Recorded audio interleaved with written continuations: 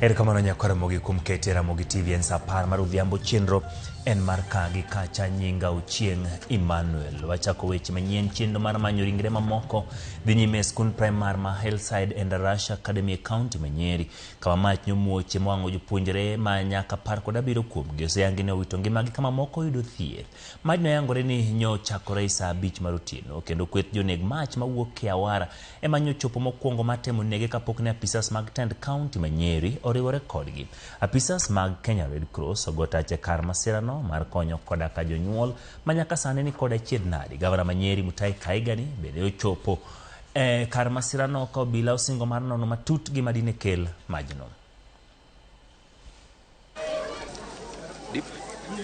Diplomat. It is so unfortunate that this had to happen. But kama Kenya Red Cross tunakuja hapa kushikania pamoja na nyinyi, kushikania pamoja na the government, kuhakikisha ya kwamba tumeweza kusaidiana na nyinyi ili kuweza kutuliza na hata kuweza accomplish na kujua vile tutaweza kusaidiana. Masuala ya counseling ni kitu moja ambacho tutawapatia siku ya leo na kuendelea hadi wakati tutamaliza hii operation. Jambo la pili, tumeset up a tracing desk, iko ile pande nyingine mkono huyu mwingine, na kwa hiyo tracing desk tutaweza kuwaunganisha kwa wale ambao tutawapatia baadaye, mtakuja kwa tracing desk. Wale ambao wako kwa hospitali tutaweza kuwaambia ni nani na tuweze kuwaelekeza vile mtaweza kuwa access. Mnaona pale tumeweka kondoni pale, ndio mnaona kambi imewekwa pale kwa sababu kutakuwa na uchunguzi pale kuweza kuona kama iko wale walichomeka beyond recognition, itaweza kuangaliwa DNA waweze kujulikana exactly ni akina nane. Kitu cha kwanza ningetaka tuombe, tutulize nyoyo, tuweze kujua kini hasa ambacho kimetatiza haya mambo, ndio tuweze kusaidiana kutoka pale.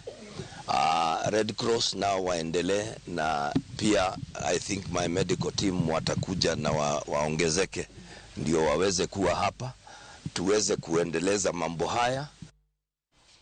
Kadhi nyime en migao masomo yangu midier mar mach momuoch kendo wango jopuonjre skul primar ma Hillside and Rush Academy County Manyeri. Migao yangu ni maj no nyomuoch e otieno kendo nego jopuonjre 16 kama chielo dogo wito ngimane kar thieth.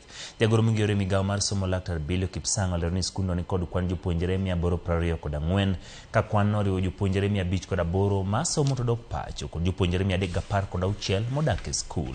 E kindi jopuonjre modak e skul 156 gin yawuoyi ka 160 gin nyiri. Migao bende yango ni nonro dhi nyime mar yango gima dine kel masirano ka e kinde ni jatend migao masomo Julius Migoso Gamba ma osebede piny China nieyo duogo mar chiwo kenge mowinjore e lo migao no.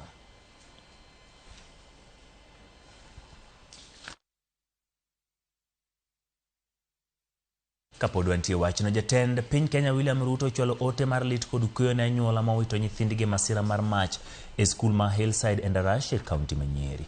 Jatend piny wacho ni masira makamano kelo kuyo kendo kwayo chang mapiyo ne jopuonjre mayudo hinyruok.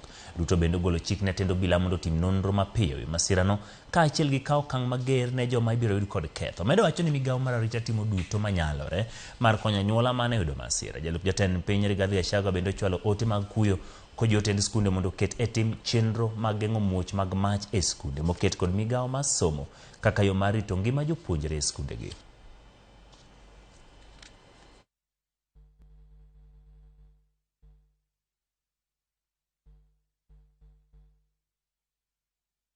Kawadhi report machiel mar masira mag mach. En masira mag mach e skunde medore pacho ka bang' skunde 2 e kaunti ma Makueni bende wang'o otieno manyoro. E masira makamano kuonde nindo mag jopuonjre mag skunde yawuoyi mar Mayana kod machielo ma St Peters Clevers Kithuki e gweng' ma Kathonzweni ne owang'. Kuom hayo maber onge japuonjre mane yudo hinyruok e masira makamago. Masira makamago koro chwalo kwan skunde mosewang' e kaunti ma Makueni nyaka 5 e juma achiel mokadho.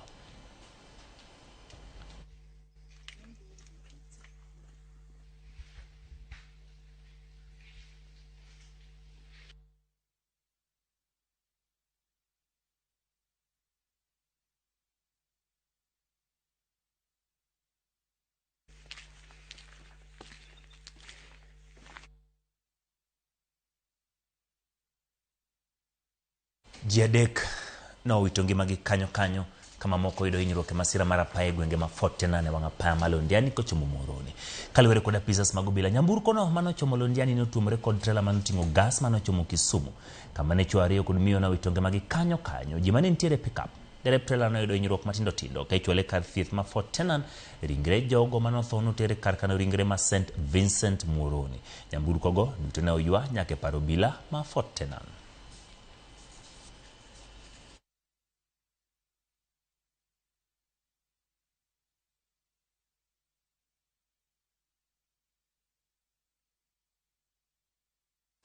Kawadhi report machielo. Piny Kenya oyango jatuo mar 5 mani kod tuo guonyo mar Mpox. Jatend migawo mar thieth Nancy Baraza yango ni miyo ma jahigni 29 noyud kod tuo ne gwenge mag Mombasa. Kendo yangore ne en min od jago manyiso yudi kod tuo ne kaunti ma Nakuru, mane en report mar 4. Migawo mar thieth yango ni pod gina kicha mar gayo landruok mar tuo no. Kata obedo ni piny Kenya oyango jal mar 5 mani kode. Bende gidhi nyime kod timo pim e tong' mag Kenya kod pinje malibamba. Jagoro mong'iyore migawo Mary Muthoni okwayo jogo mawuotho kendo limo pinje mag guonyo no oselandore mondo bed tenge kod oganda ka giduogo kapok giriwore kod familia magi.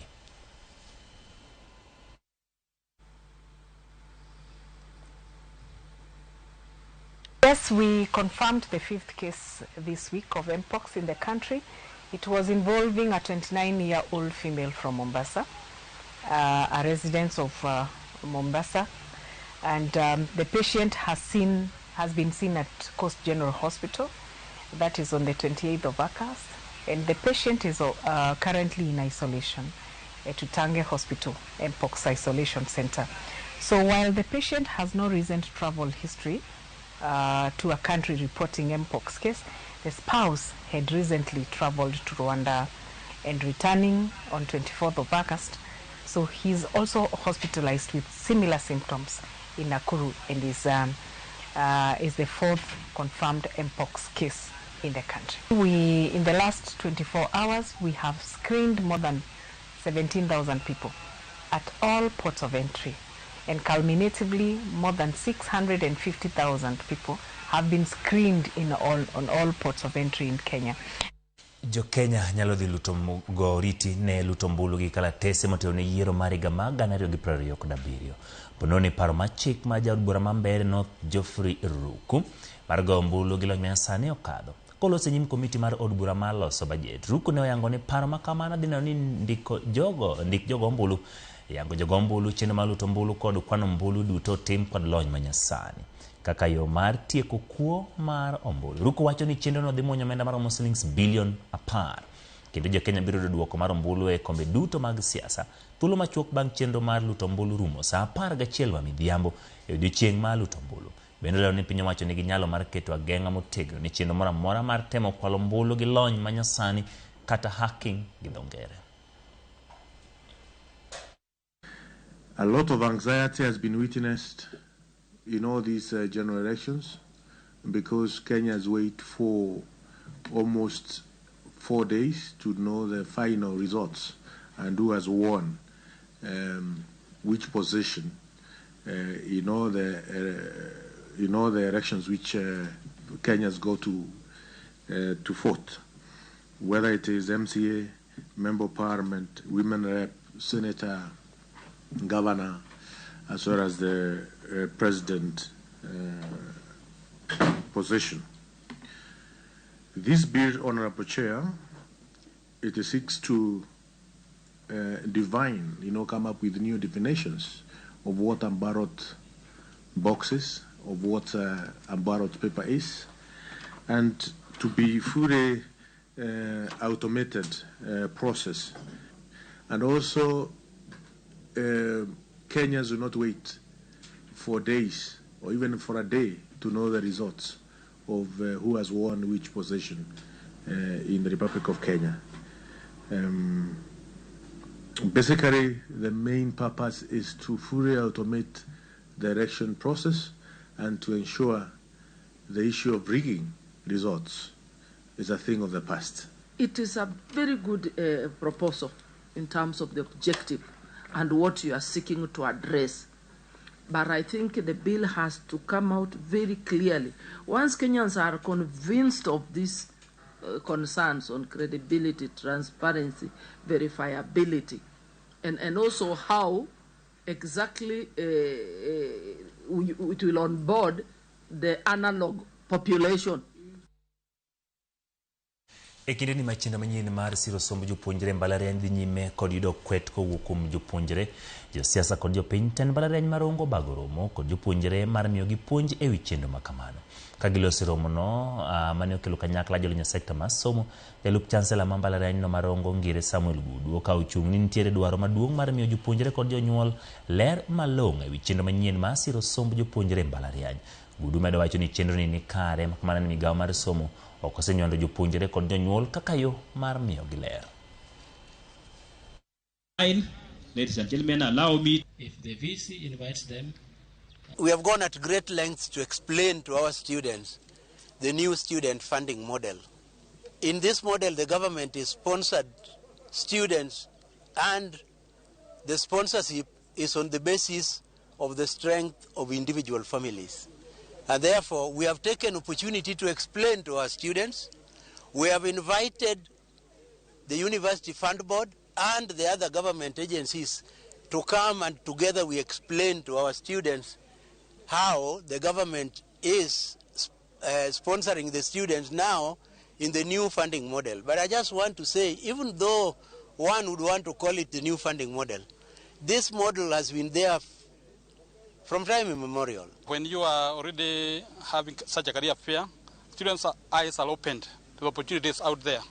And so they are able to prepare themselves adequately to be ready for the world outside the academia. We are in the middle where we collaborate with training institutions and also secondary schools to help students find the journey, the point at which they enter into the career training, career progression and job market. We have partnerships with the Kenya Institute of Curriculum Development. We've been able to develop a curriculum educating students on finance matters. So that is something we are very passionate about. Duol makedo kod mibadhi EACC ochako nonro e wi tiyo marach kod omenda maromo shillings milion 55.4 manoket tengene Kongo paw ndeke ma Kerenga mantiere kilomita 4 kowuok e boma ma Kericho. Kanolose paw ndeke no director mar EACC Omaro Kaki Ignatius Wekesa oyango ni chenro mar nonro ne apisas mag piny owacho osechakore. Omenda magero paw ndeke no ket tenge higa mokadho e odiechieng' manohinga ma Shujaa Day manobagi e kaunti ma Kericho.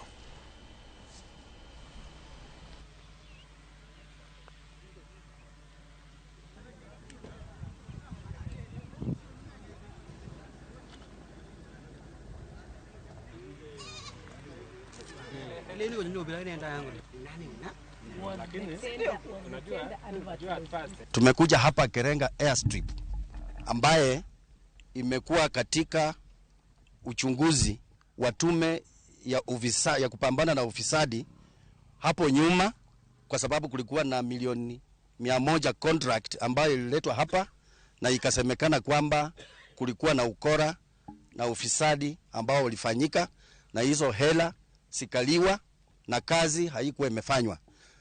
Tume ilifanya uchunguzi na ikapata kwamba kulikuwa na kesi, na tukapeleka watu kadhaa ambao ni officials wa county government na contractor kotini. Juzi tukasikia tena kuna malalamishi kwamba kuna pesa jumla ya milioni 55 kwamba imewekwa tena hapa, na kwa hivyo tukasema lazima tukuje tuone na tuanzishe uchunguzi. Sisi tutasupport EACC kuhakikisha kwamba hizo mashamba zinarudishwa ili miradi ya serikali iwekwe ndani yake. Sasa hizi mnajua kuna miradi ya serikali ya kujenga nyumba affordable housing pale Talai inaendelea, 1000 housing units inajengwa. Kuna proposal ya kujenga zingine 10000 units ambayo shamba yake tunatafuta. Sasa tutapata wapi isipokuwa tuchukue ile imenyakuliwa? Kaodhi nyime jopure kaunti ma Bungoma ojiwo mondo osir lwedo chenro mag pidho cham machon kaka yo maduoko piny idho malo mar nengo mag chiemo mikelo kod lokruok mar chal mar kor lwasi. Ka gilose gwenge mag Bukembe, nyasi ma puonjo jopiny e wi chal mar kor lwasi, jolony weche mag alwora mowuok e piny India, Amerika kod Jerman ne olero ni tiyo kod yore mag pur maonge kwiri ema dhi konyo e reso jopiny Ahinya to chemicals kowuok e midhiero mag lokruok machal makor lwasi. Jopiny bende ojiw mondo opidh yiende mathoth kaachiel gi cham manyachon kaka yo mar rito alwora kanyakla kod rito bunge kod aoche. Chenrono geno konyo jopur e kaunti ma Bungoma e rito alwora kaachiel gi medo keyo maggi. Last year I was in India. I visited Bangalore. Yes. I visited DNLF organization. I saw the work they were doing. We had like over 100 farmers there. So after I came back, I mobilized farmers from my community and we started meeting up. And then today now they are here to talk to the farmers and then to inaugurate the first farm in Africa. So that is the main purpose of this event, for them to come meet our farmers whom we have been engaging for the last 1 year, and also to set up the good work that they are doing to set it up in Africa also, so that we can green Africa. My name is Sri Vasudevan. We can use the byproducts of animals to sustain that farm. So you don't need to go buy a lot of things. Just need passion. Just need education. Just need the will to make a difference in the climate. Not only initially locally, like they say, every drop of little drops of water make an ocean. So that's what this is. One drop, early drop. But as you can see, in 10 years, his vision is all of Africa will be doing this, and most of India will be doing it. But you need to be receptive. You need to accept it can be done. Koromo gimana makelo giko mar miweche manyien moikuni chenro mar kagi kacha. Pod waluoni mathoth koromo sa achiel mar odhiambo e chenro mar Ang'ichwelo. Ibo chak yudo weche moko manyien monon modo molueyo makare. Nyinga Ochieng' Imani.